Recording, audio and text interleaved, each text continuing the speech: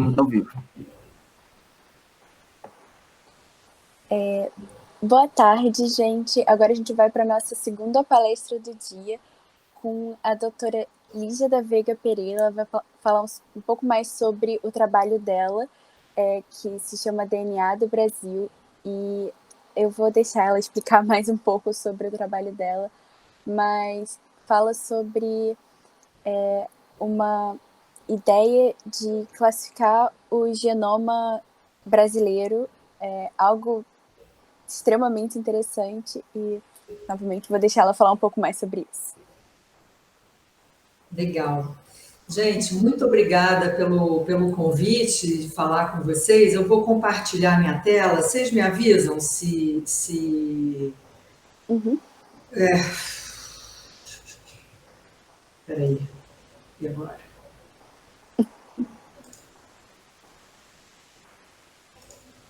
Ah, não, peraí. Compartilhei errado. Ok. Peraí, só um instantinho, que eu não compartilhei a apresentação, eu compartilhei Compartilhei coisa errada. Só um instantinho. Uhum. Bom, vou fazer assim. Fica mais fácil.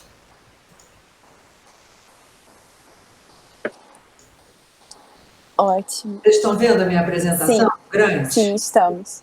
Então, eu vou contar para vocês hoje sobre esse projeto que a gente criou e está desenvolvendo, chamado DNA do Brasil, e que visa conhecer o genoma da população brasileira.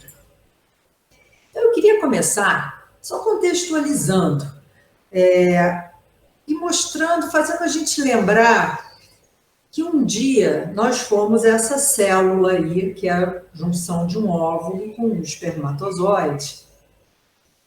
E essa célula começa a se dividir e, de repente, algumas delas se especializam e vai indo até dar origem a um ser complexo, como é o ser humano, né? Quer dizer, você tem aí trilhões, literalmente trilhões de células, divididas em mais de 200 tipos de células muito especializadas.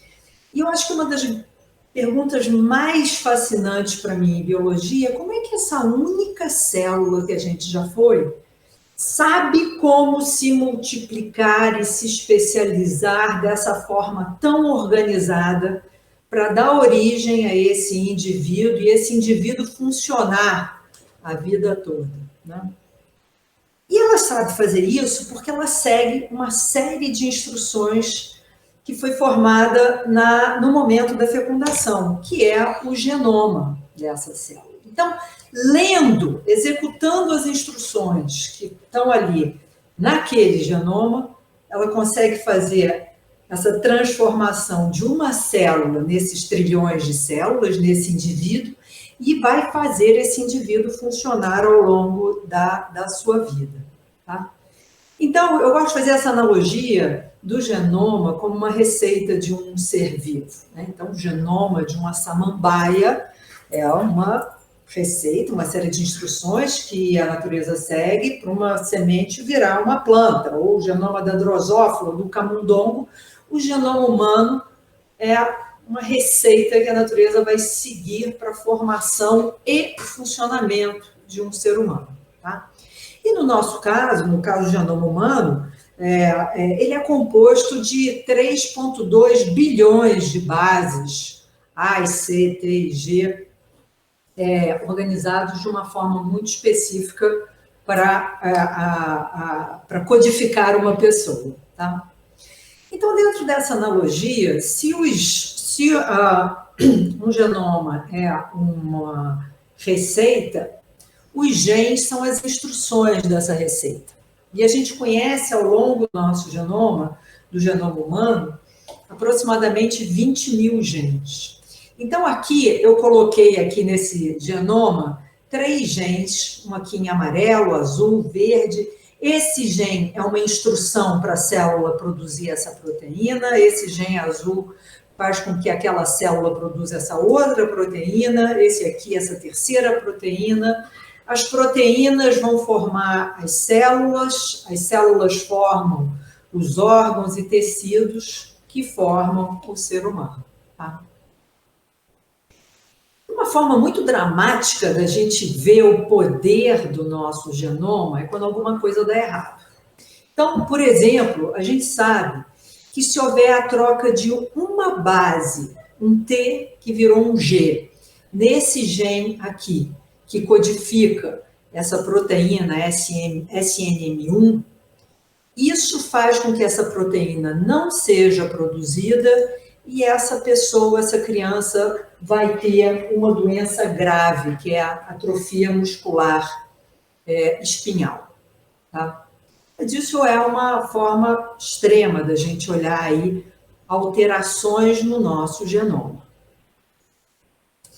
Um outro conceito importante é o seguinte: essas pessoas todas, nós todos somos seres humanos, né? Logo, nós todos somos um produto de um genoma humano. Mas o genoma de cada uma dessas pessoas é idêntico um ao outro? Ele não pode ser idêntico, senão essas pessoas seriam clones, seriam gêmeos univitelinos, né?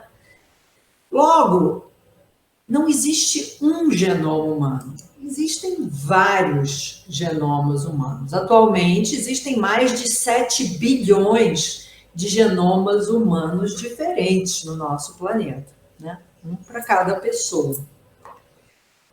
Muito bem, mas então, se os genomas de cada pessoa são diferentes, o quanto duas pessoas são idênticas do ponto de vista genético, ou o quanto elas diferem? Vocês têm uma ideia? Pensem aí num número. Quanto por cento do genoma desses dois indivíduos é idêntico? Escolham um número. Esses indivíduos são 99,9% idênticos. Se eu pegar lá, sequenciar o genoma de um e de outro e comparar os 3 bilhões e 200 milhões de A's, C's, T's e G's, eu vou ver que 99,9% da sequência é idêntica. Tá?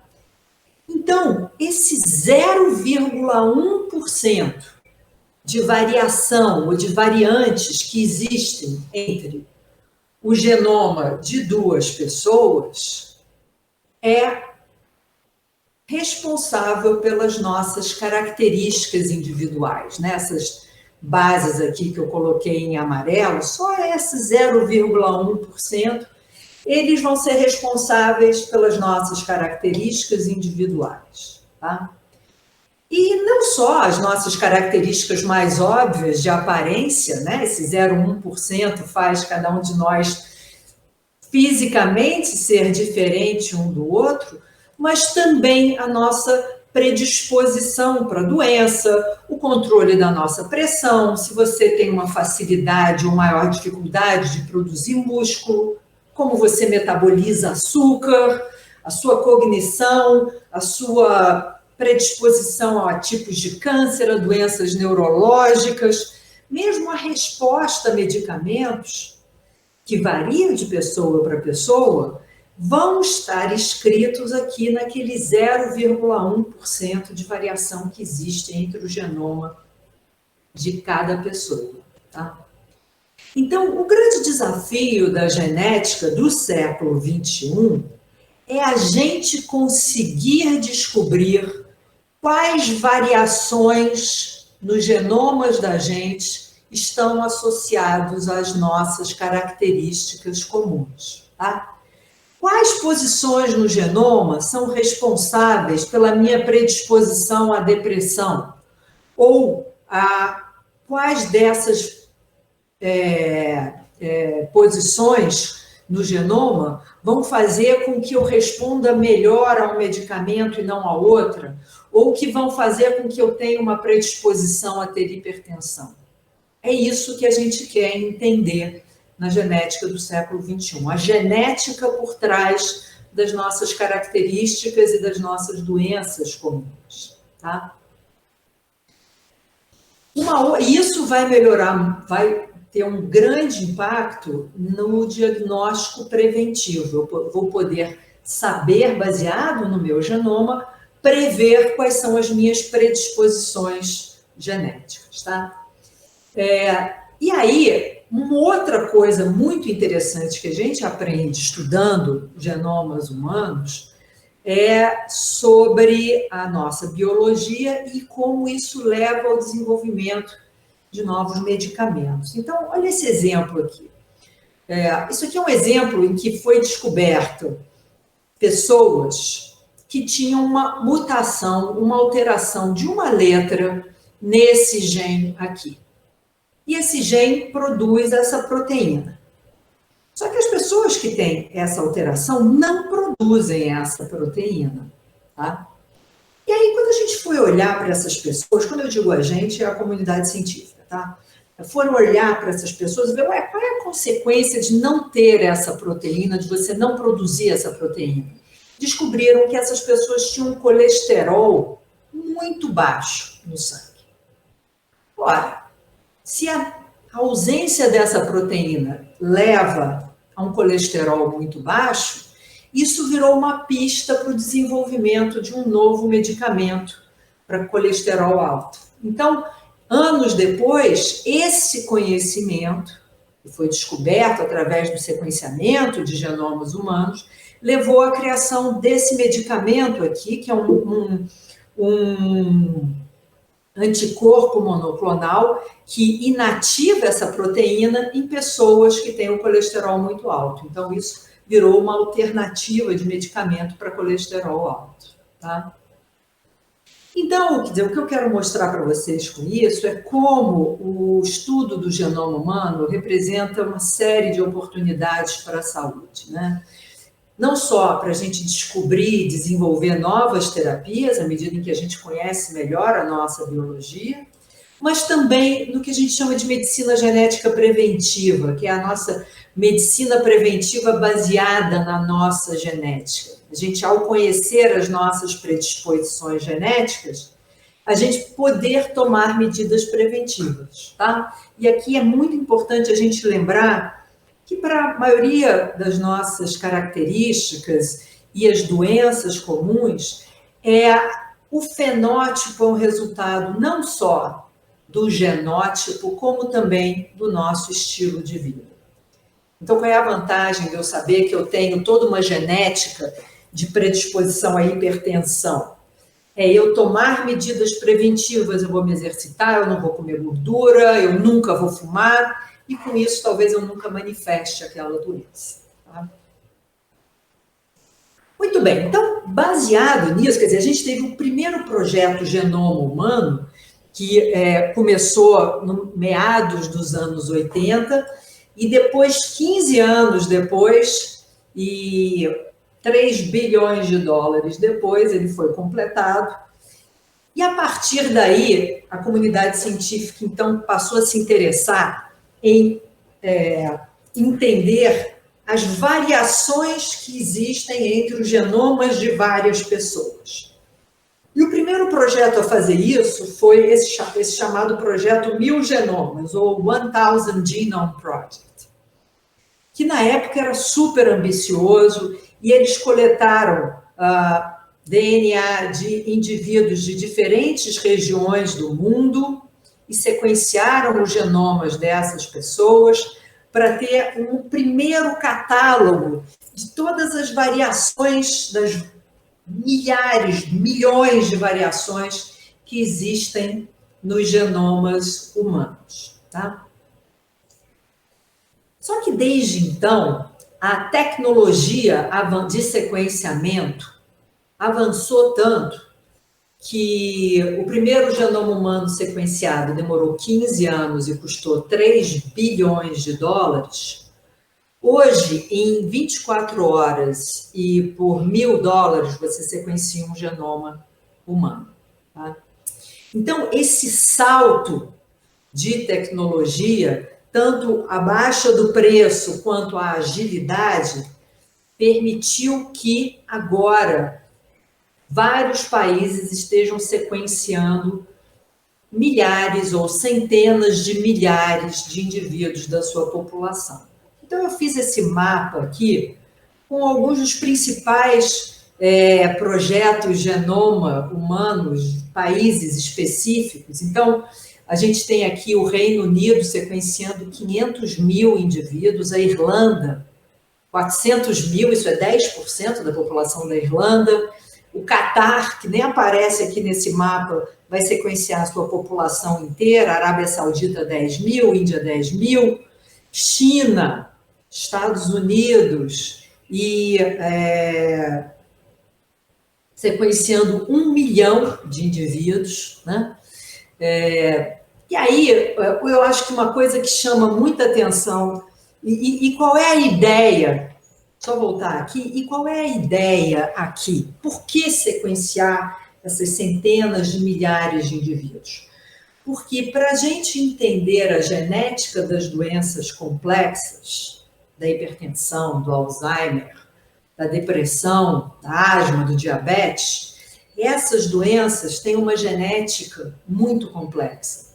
Elas são o resultado de provavelmente milhares de pequenas variações no genoma de cada indivíduo, que somadas conferem um risco maior ou menor. Então, para a gente ter poder estatístico para identificar esses fatores genéticos, a gente precisa sequenciar centenas de milhares de indivíduos para poder fazer essas correlações. Tá?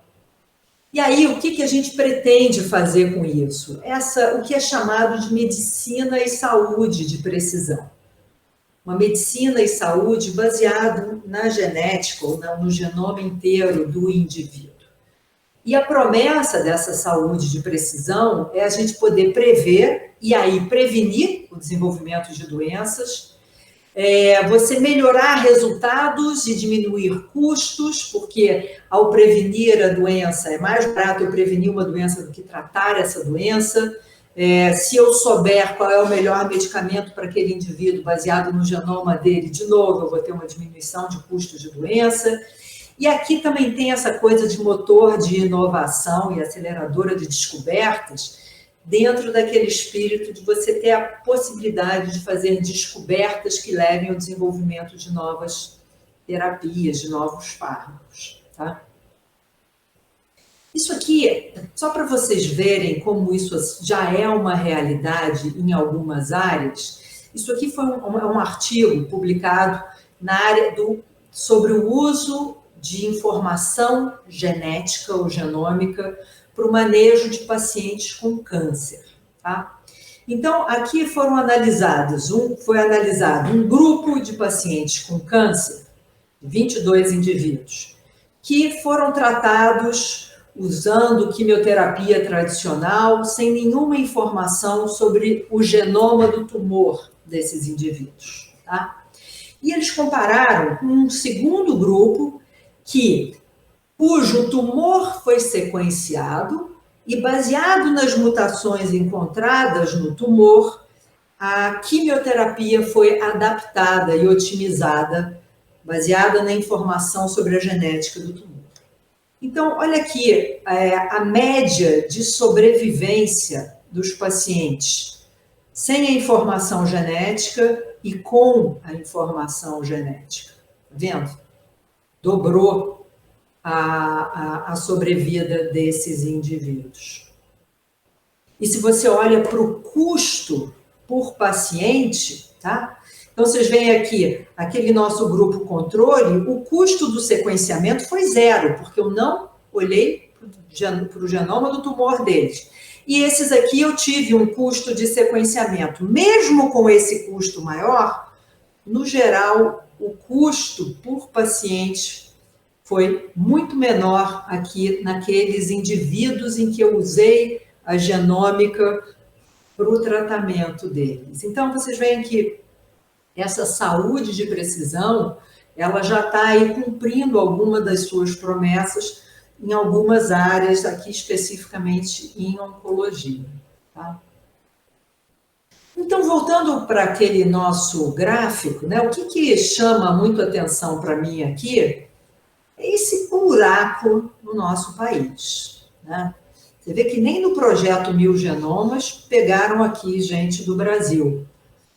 E aí, para dizer que não tem nada acontecendo, tem um projeto aqui do professor Michel e da professora Maiana, no nosso departamento, estudando o genoma de indivíduos idosos da cidade de São Paulo. A professora Tabita Onemera, aqui também do departamento, está sequenciando o genoma de 150 índios, mas a gente não tinha ainda um projeto brasileiro para a gente caracterizar o genoma da nossa população, como está sendo feito em outros países. Tá?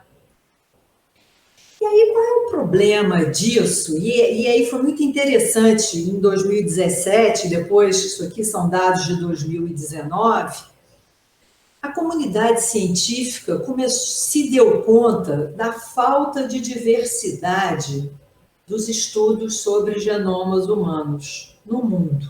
Tá?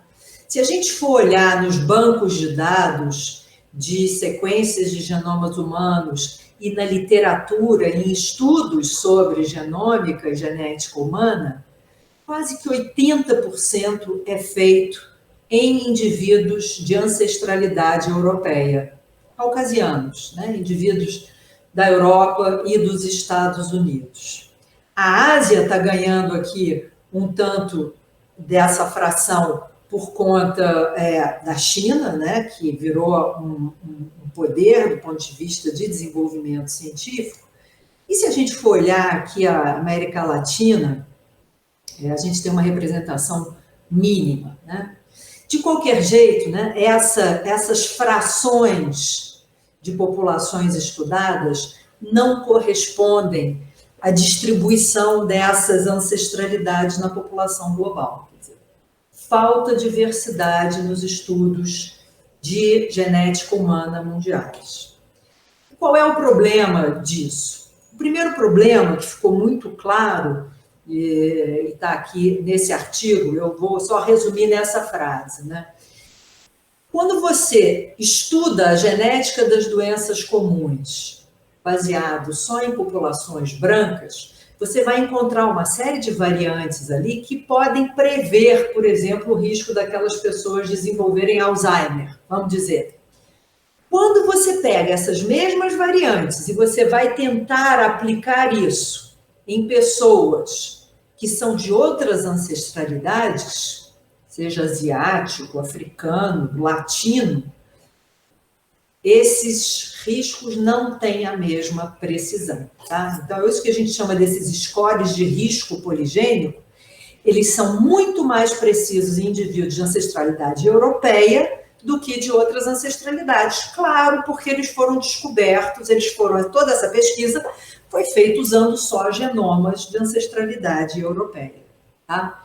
Então, no momento, a tal da saúde de precisão, ela é mais precisa para caucasianos, e isso não é ético, e a gente precisa desenvolver essa saúde de precisão para toda a humanidade. Né?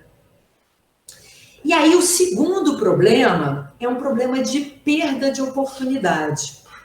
Quando você deixa de estudar uma população, você deixa de fazer descobertas de coisas que podem estar escondidas ali no genoma daquela população.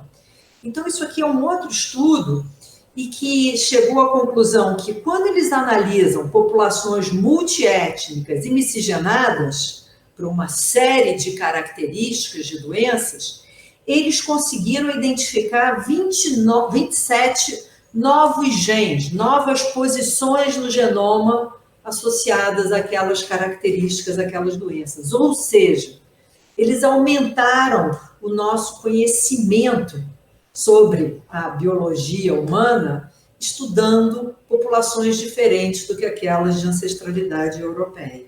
Tá? E por que estudar brasileiro? Né? O brasileiro ele não é marciano, nós somos humanos. O que a gente tem de diferente? Nós temos uma história de formação da nossa população muito peculiar. Né? Então, até o século XVI, nós éramos em torno de 5 milhões de índios de diferentes grupos linguísticos.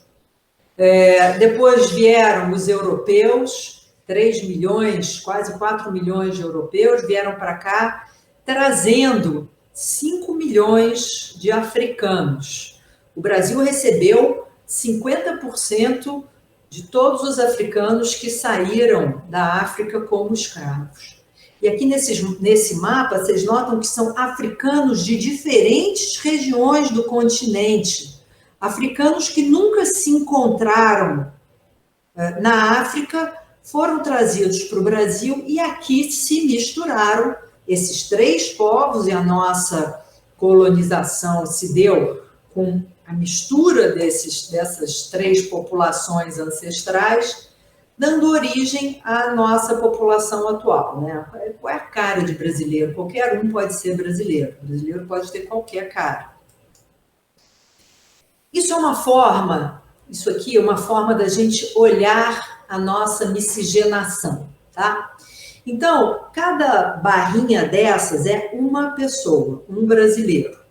E aqui a gente fez uma análise bem superficial do genoma dessas pessoas, olhando que fração desse genoma tem uma ancestralidade africana, em azul, ameríndia ou indígena, em vermelho, e europeia, em verde.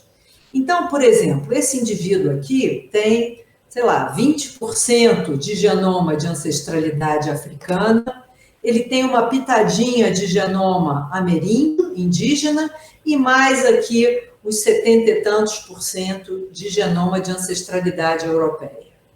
E a gente vê como cada brasileiro é um mosaico, uma composição de diferentes frações desses genomas ancestrais, tá? Olha aqui esse aqui, que barato, né?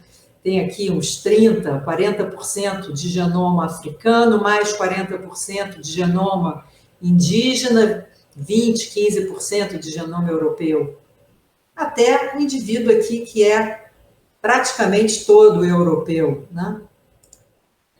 Isso aqui é é a mesma coisa, só que agora com muita gente. Brasileiros auto-identificados como brancos, negros e pardos. E agora cada linha aqui é uma pessoa com ancestralidade africana, europeia, ameríndia, nas diferentes cores, tá? E, de novo, a gente consegue ver, né, essas diferentes proporções de genoma ameríndio, africano e europeu em cada indivíduo da nossa população. Olha que interessante isso aqui, como essa raça autorreferida não tem uma relação direta com o genoma, né? Esse indivíduo aqui se identifica como negro, ele tem quase que 90% de genoma europeu. Enfim, isso é um outro assunto que a gente pode conversar depois. Então, baseado nisso tudo, a gente criou esse projeto DNA do Brasil, tá? E esse projeto visa colocar o Brasil nesse mapa dos grandes projetos de sequenciamento populacional do mundo. E aí é o seguinte, bom, vamos sequenciar os genomas de brasileiros, mas de quais brasileiros? Eu vou montar uma banquinha lá na Avenida Paulista, outra na Praia de Copacabana, e pedir para voluntários me doarem um pouquinho de sangue.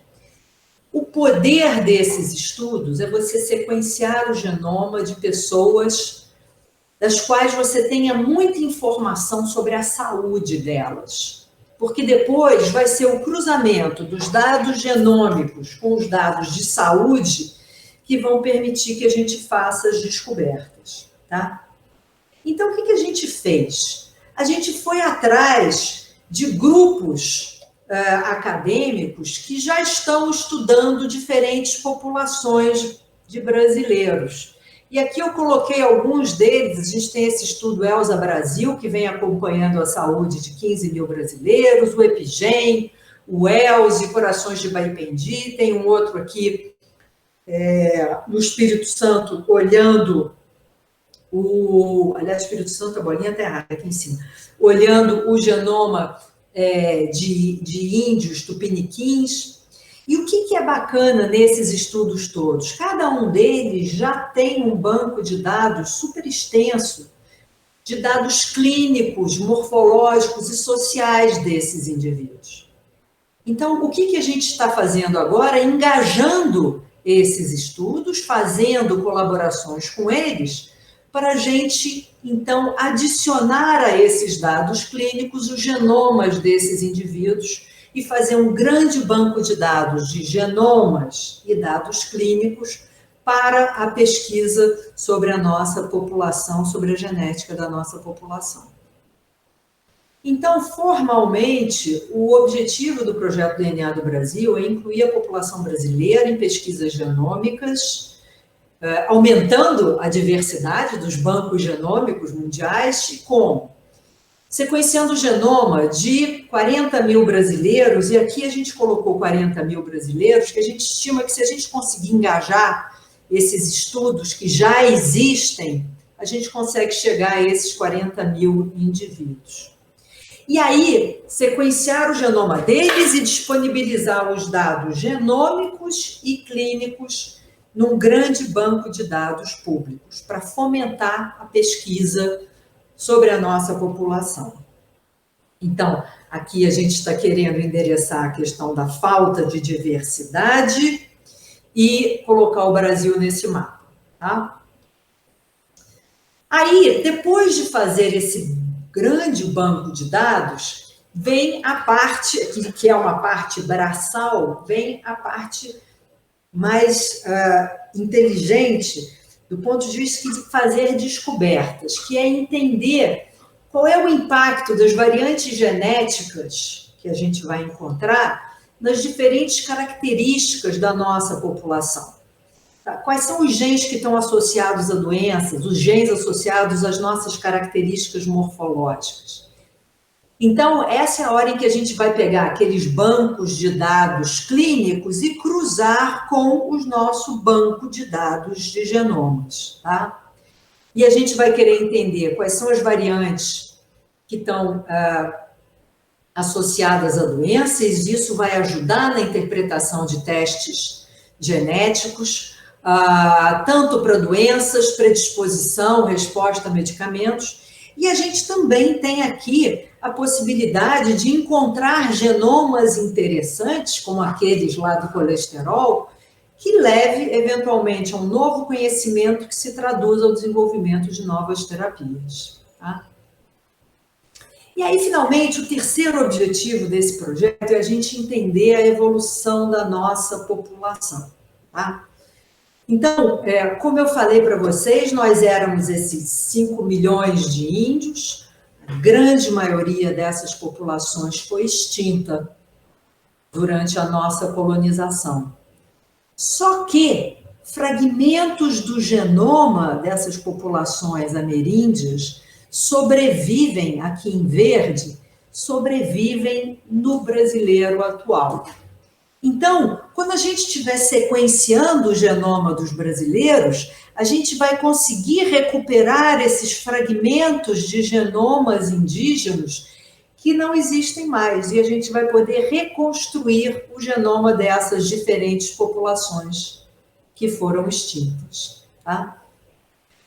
Da mesma maneira, para o componente africano, e agora olhando aqui para as frações amarelas, eu não sei se vocês se dão conta, mas quando foi instaurada a Lei Áurea aqui no Brasil, toda a documentação sobre o tráfico escravo foi destruída.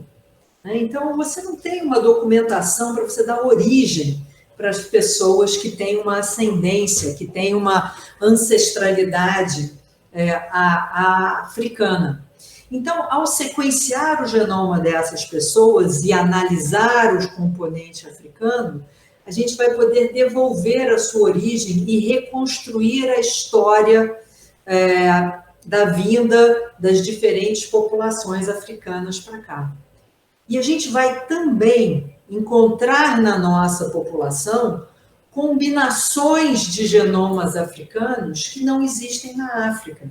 Vocês lembram, né, que a gente foram trazidos africanos de diferentes regiões da África que não se encontram lá e que aqui se misturaram. E a gente vai encontrar, então, essas misturas na nossa população.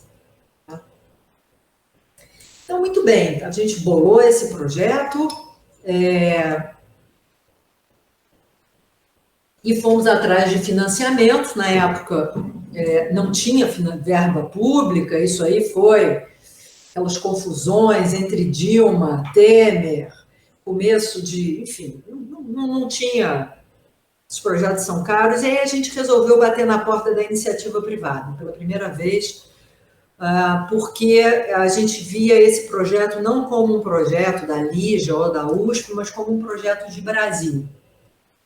E aí a gente conseguiu o apoio de 2 empresas para começar esse projeto. Então, a primeira empresa foi o grupo de diagnóstico DASA, que nos deu 3.000 genomas, sequenciamento de 3.000 genomas. Eles disseram, nós temos aqui um laboratório que pode fazer isso de graça para vocês, 3.000 genomas. E o outro grupo foi a Google Cloud. A gente, então, os grandes custos desse projeto é a geração de sequenciamento e depois a análise computacional desses genomas, e que a gente optou por fazer em computação em nuvem. Tá? Então, nós conseguimos engajar já algumas coortes e desde janeiro começamos o sequenciamento. Então, a gente recebe o DNA dessas coortes ou a gente recebe o sangue, extraímos o DNA, enviamos para o laboratório da DASA, eles realizam o sequenciamento e depositam as sequências no Google Cloud e a partir daí a gente faz as nossas análises. Então, a gente já recebeu 2.800 amostras de DNA e a gente já tem na nuvem os primeiros 1.200 genomas brasileiros que a gente já começou a analisar, tá? E aí eu vou mostrar para vocês os primeiros resultados, mas são ainda superficiais, enfim, é uma análise preliminar, porque a gente começou a fazer essa análise em setembro. Então, a primeira coisa que a gente foi olhar foi a ancestralidade, tá? Desses genomas. E a gente compara, a gente pega genomas de indivíduos africanos, europeus, essas são as nossas populações de referência, tá? Do leste asiático e de nativo americanos.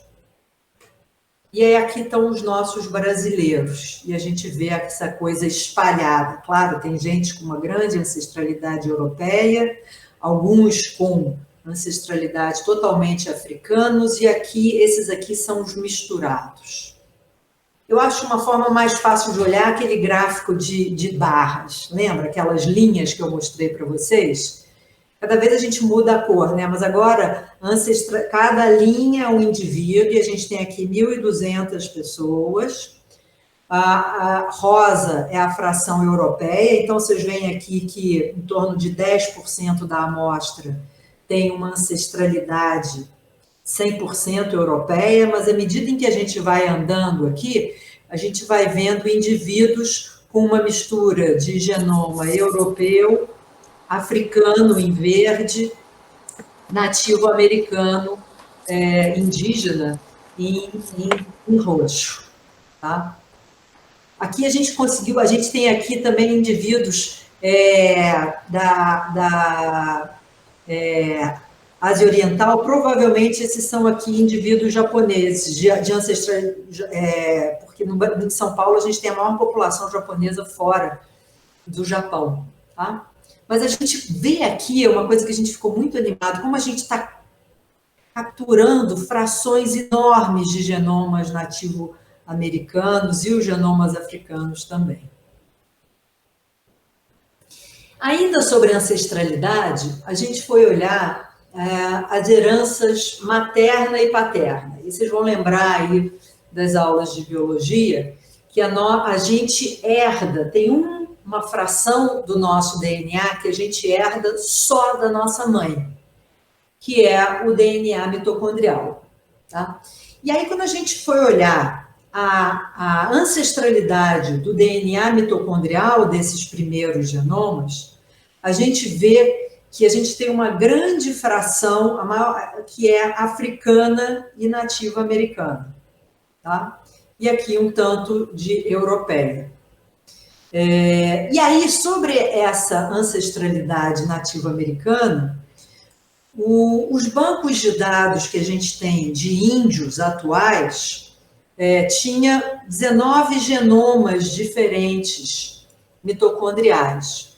Quando a gente olha agora esses que a gente está gerando dos brasileiros atuais, a gente encontra 32 genomas nativo-americanos mitocondriais distintos, tá? Então, se a gente faz uma sobreposição, 14 desses a gente já encontra aqui, mas 18 deles não existem mais nos índios atuais, mas estão nos genomas dos brasileiros atuais, tá? Foram extintos essa população, mas ela segue aqui fragmentada na nossa população brasileira atual. E aí uma outra coisa interessante da gente olhar, então, o DNA mitocondrial a gente só herda da mãe, e qual é o DNA que a gente só herda do pai? Pensem aí. Não é o cromossomo X, porque mãe passa cromossomo X também. É o nosso cromossomo Y. O cromossomo Y só é passado pelo pai e para os meninos, né?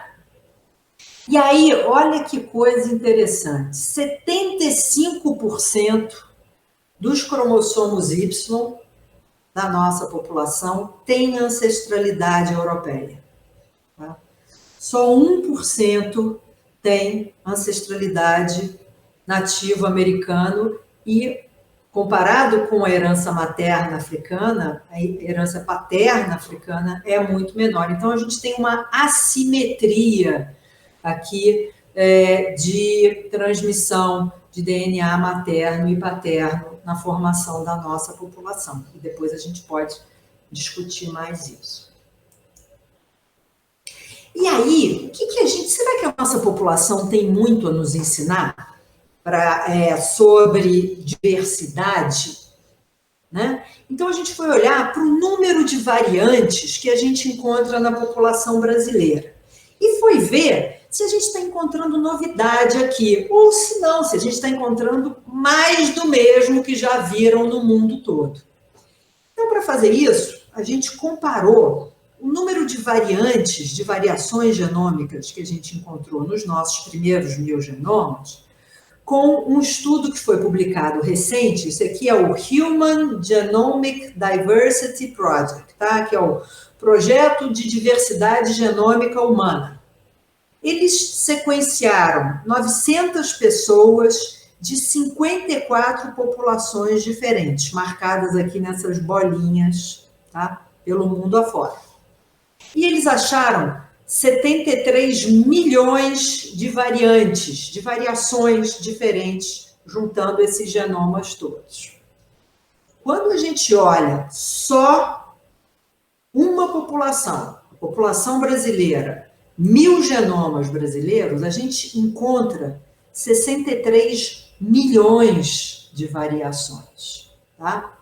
Então, em uma população, a gente encontra 87% no número de variações, que é preciso você usar 54 populações diferentes para encontrar.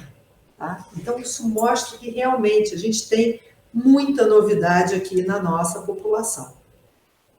Bom, tudo bem, é 87%, mas o que é novo aqui na nossa população?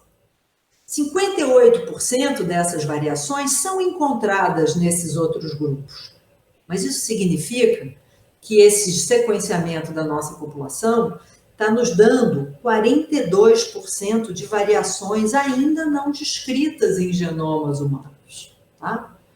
O que nesses primeiros 1000 genomas significam 25 milhões de variações genéticas que não tinham sido descritas nessas outras populações todas, tá bom?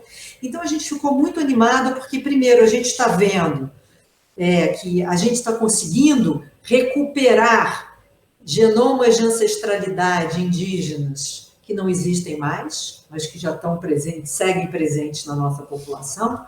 E a gente, de fato, sequenciando a população brasileira, a gente está encontrando uma porção de variantes novas, genômicas, e a gente vai, então, estar fazendo uma contribuição significativa para os bancos de dados de genomas humanos mundiais. Tá?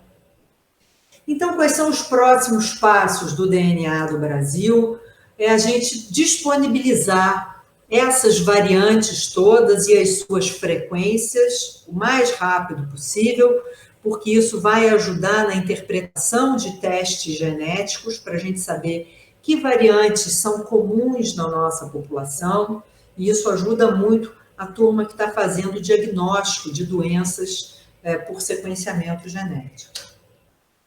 A gente tem que juntar os fenótipos todos desses diferentes grupos. Alguns chamam dor de cabeça, outros chamam de cefaleia, e a gente tem que fazer no nosso banco de dados dos fenótipos, chamar tudo com o mesmo nome. Então, isso é o que a gente chama de harmonizar os fenótipos. Temos que construir esse grande banco de dados dos genomas e dos fenótipos, para que a população, para que a comunidade científica possa fazer suas pesquisas com esse banco de dados. A gente precisa desenvolver regras para o acesso a esses dados, e isso vai ser feito em conjunto com o Ministério da Saúde, e a gente precisa engajar mais coortes. A gente já tem 5.000 indivíduos engajados, e a gente quer chegar aos nossos 40.000. E a gente precisa também de mais verba. Mas, eventualmente, a gente precisa... Vocês viram os números naquele mapa, né? A gente tem ali centenas de milhares de genomas sendo sequenciados em cada país. Então, a gente acredita que se o SUS, se o nosso Sistema Único de Saúde, tiver prontuários eletrônicos, bancos de dados sobre a saúde dos brasileiros, isso vai permitir que a gente chegue aos 100.000 genomas de uma forma muito mais eficiente, tá bom? Então, vou passar isso aqui. Eu vou terminar, então, só mostrando a equipe do Genomas Brasil. Esse projeto foi colocado de pé por mim, a professora Tabita e o Alexandre Pereira. Por enquanto, as coortes que se engajaram no programa são uma do Alexandre, uma do professor Henrique Krieger e outra do professor Zé Eduardo Krieger, todo mundo da USP. E a Maíra e o Renan são os pós-doutorandos do laboratório da professora Tabita, que fizeram essas análises, que estão analisando os genomas esses primeiros 1.200 genomas. Tá? A gente conseguiu fazer isso em parceria com a DASA e com o apoio da Google Cloud e da Illumina, e mais recentemente o Ministério da Saúde nos deu mais verba para aumentar aí a quantidade de genomas, e provavelmente vai fazer o DNA do Brasil ser um braço de genômica populacional do programa Genomas Brasil, que foi lançado recentemente pelo Ministério. Tá bom? Então, eu vou terminar aqui, e eu acho que aí é mais legal a gente bater papo, tá? Vou parar a apresentação, tudo bem? Tudo bem, professora.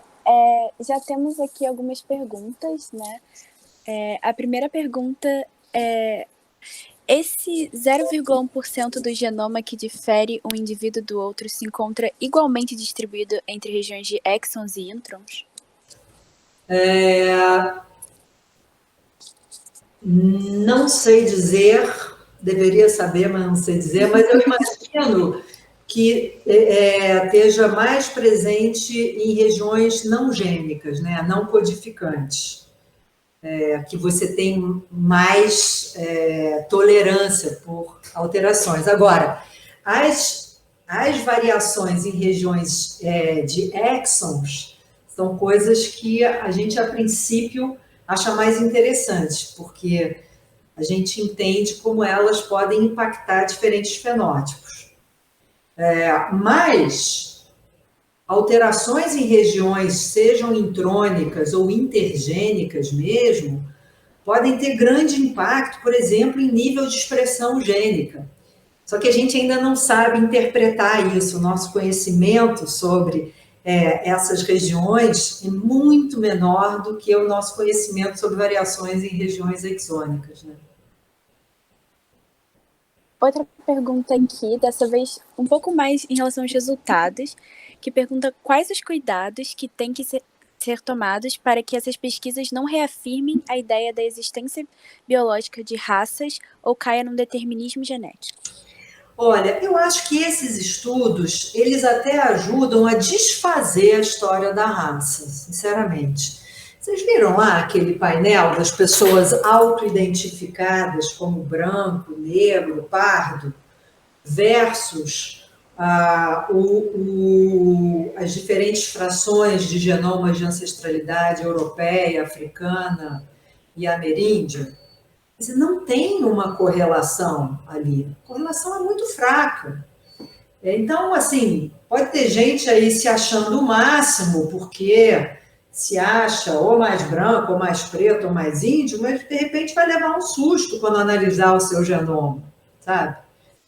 Tem por conta da história do Trump e aquele muro que ele ia fazer com o México, a Air México fez uma campanha publicitária super interessante, que eles entrevistavam uma porção de americanos, aqueles bem redneck mesmo, bem perguntando sobre mexicanos, os caras falando, tem horror a mexicano, mexicano é um horror, é um horror, é um horror.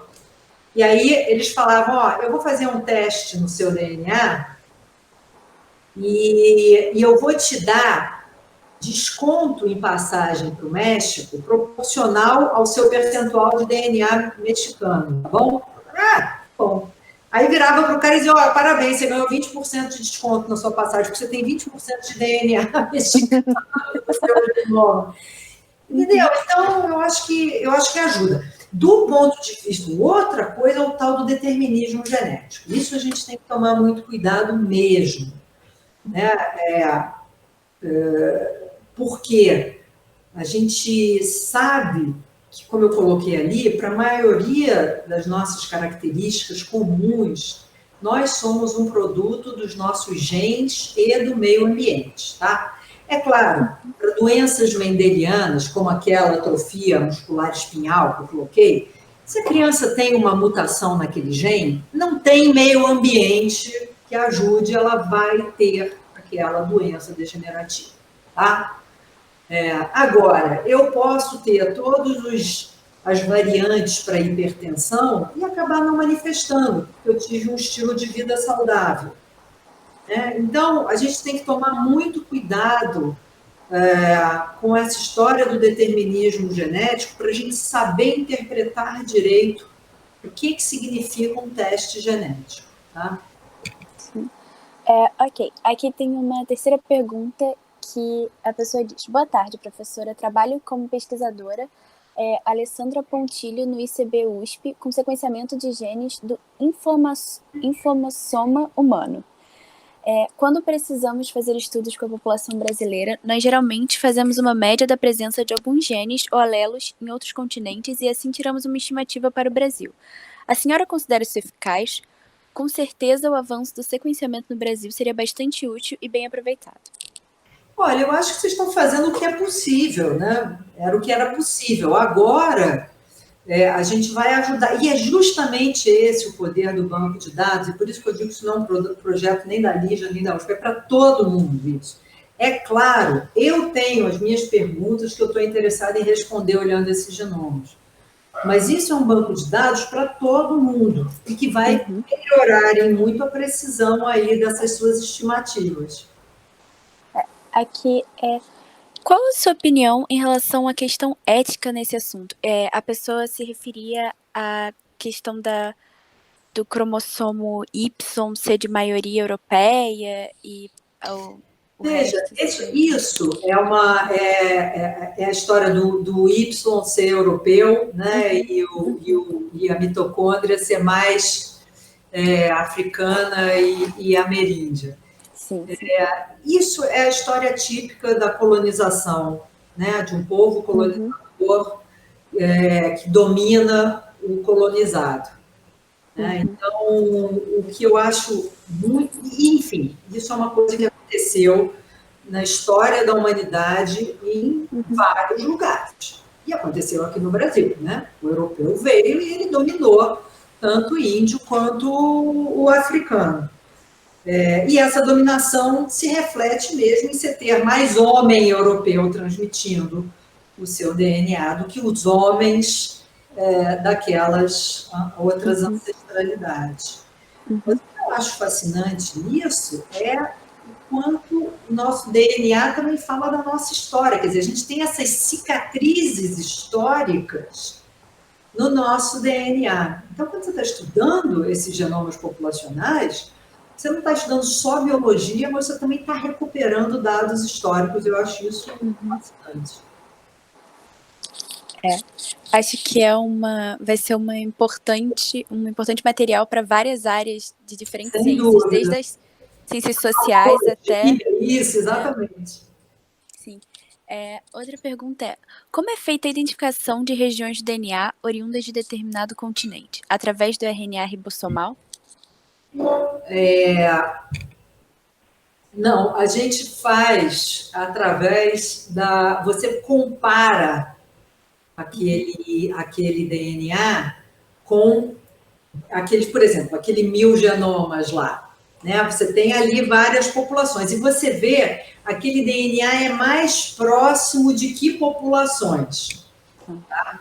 E aí é assim que você vai fazendo. E você faz uma análise global. Você pode fazer... Aí depende do que você tem de informação. Se você tem só informação sobre o DNA ribossomal, aí você faz. Mas se você tem o genoma completo, você pode fazer isso de uma forma muito mais detalhada.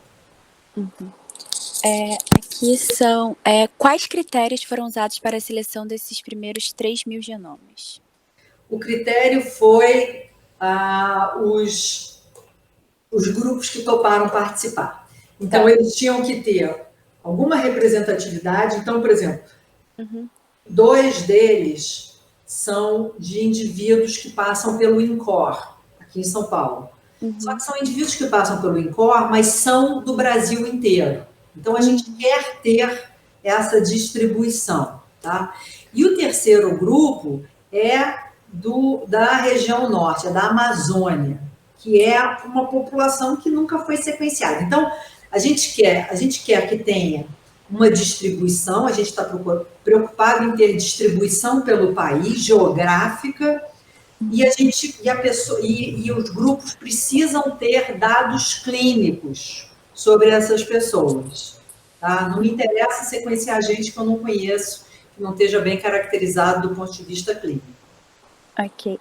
Outra pergunta foi: os gêmeos idênticos possuem exatamente o mesmo genoma? Como diferenciá-los do ponto de vista genético?